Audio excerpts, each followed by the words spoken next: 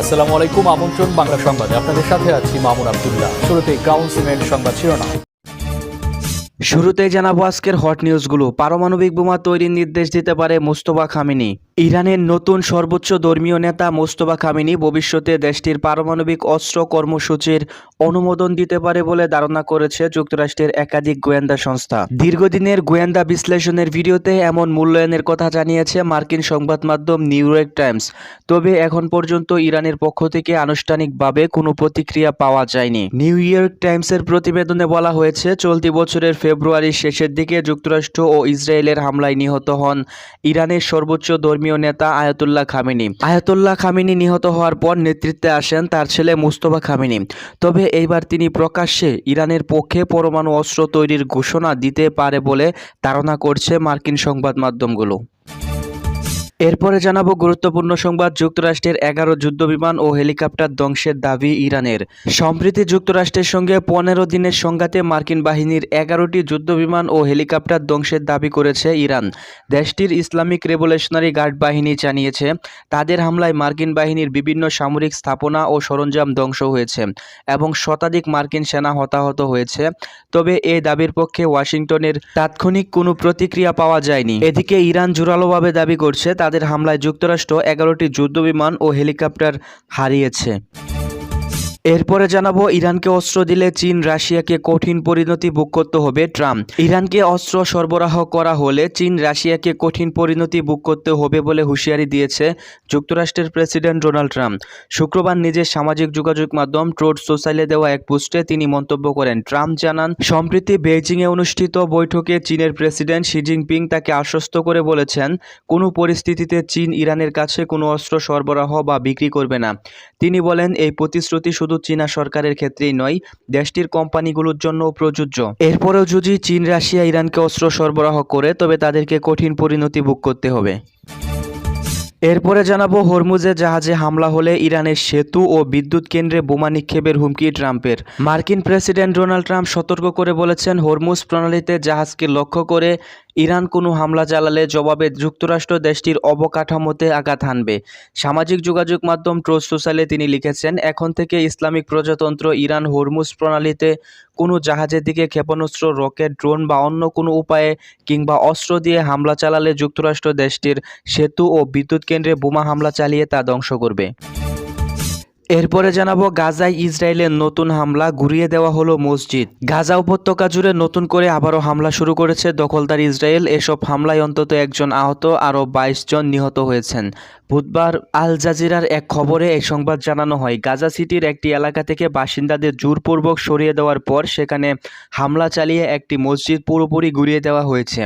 সেই হামলায় একজন আহত হয়েছে এবং 22 জন নিহতের খবর পাওয়া গেছে। এতক্ষণ শুনছিলেন সংবাদ শিরোনাম, এবার বিস্তারিত। তার আগে ভিডিওতে লাইক করে দিয়ে চ্যানেলটিকে সাবস্ক্রাইব করে সম্পূর্ণ ভিডিওটি দেখতে থাকুন। পারমাণবিক বোমা তৈরির নির্দেশ দিতে পারে মোস্তফা খামেনি। ইরানের সর্বোচ্চ ধর্মীয় নেতা মোস্তফা খামেনি ভবিষ্যতে দেশটির পরমাণু অস্ত্র কর্মসূচির অনুমোদন দিতে পারে বলে ধারণা করেছে যুক্তরাষ্ট্রের একাধিক গোয়েন্দা সংস্থা। দীর্ঘদিনের গোয়েন্দা বিশ্লেষণের এক ভিডিওতে এমন মূল্যায়নের কথা জানিয়েছে মার্কিন সংবাদ মাধ্যম নিউ ইয়র্ক টাইমস। তবে এখন পর্যন্ত ইরানের পক্ষ থেকে এই তথ্যের কোনো আনুষ্ঠানিক প্রতিক্রিয়া পাওয়া যায়নি। নিউ ইয়র্ক টাইমসের প্রতিবেদনে বলা হয়েছে, চলতি বছরের ফেব্রুয়ারির শেষের দিকে যুক্তরাষ্ট্র ও ইসরায়েলের যৌথ হামলায় নিহত হন ইরানের সর্বোচ্চ ধর্মীয় নেতা আয়াতুল্লাহ খামেনি। তার নেতৃত্বে ইরান পরমাণু কর্মসূচি এগিয়ে নিলেও তিনি পারমাণবিক বোমা তৈরির পক্ষে ছিলেন না বলে মার্কিন গোয়েন্দা সংস্থার মূল্যায়ন। অন্যদিকে মোস্তফা খামেনি প্রকাশ্যে কখনো পারমাণবিক অস্ত্র তৈরির পক্ষে বক্তব্য না দিলেও মার্কিন কর্মকর্তারা ধারণা করেন ইরানের বর্তমান কঠোরপন্থী নেতৃত্ব ভবিষ্যতে ভিন্ন অবস্থান নিতে পারেন। মার্কিন কর্মকর্তাদের মতে, যুক্তরাষ্ট্র ও ইসরায়েলের সামরিক হামলা যদি ইরানকে পারমাণবিক অস্ত্র অর্জনের পথে আরও দৃঢ় এগিয়ে যেতে উৎসাহিত করে থাকে, তাহলে সেটি সাম্প্রতিক সংঘাতের অন্যতম গুরুত্বপূর্ণ কৌশলগত পরিণতি হিসাবে বিবেচিত হবে।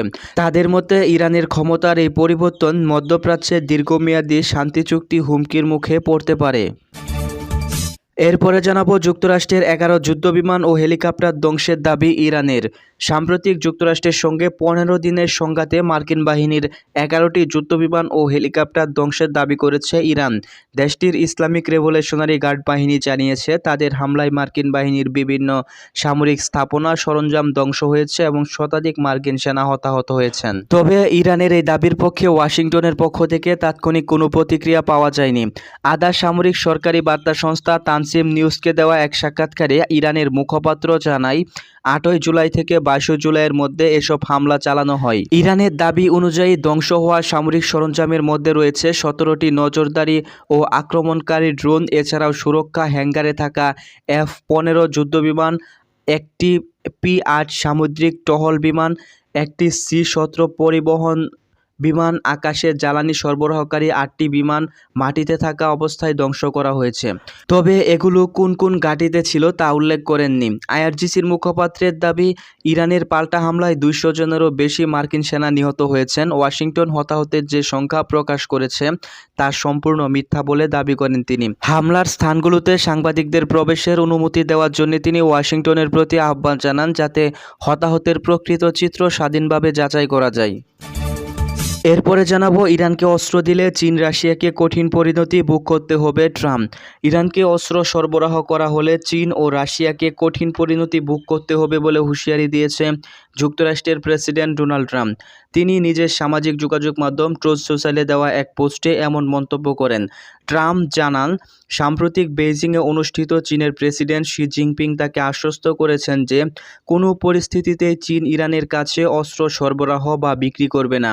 তিনি বলেন, এই প্রতিশ্রুতি শুধু চীনা সরকারের ক্ষেত্রেই নয়, দেশটির কোম্পানিগুলোর জন্য প্রযোজ্য। দুই দেশের মধ্যে বিদ্যমান সম্পর্কের কথা উল্লেখ করে ট্রাম্প বলেন, তিনি শি জিনপিংয়ের কথায় আস্থা রেখেছেন এবং একই সঙ্গে দাবি করেন তিনিও চীনকে বড় ধরনের সহযোগিতা করে যাচ্ছেন।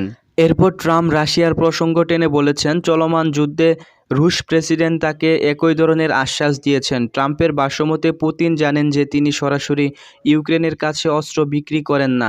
এরপর ট্রাম্প বলেন, চীনা প্রেসিডেন্ট এবং রুশ প্রেসিডেন্ট এসব কথা মাথায় রেখে তারা ভবিষ্যতে ইরানকে সাহায্য সহযোগিতা করবে না বলে তিনি আশাবাদী।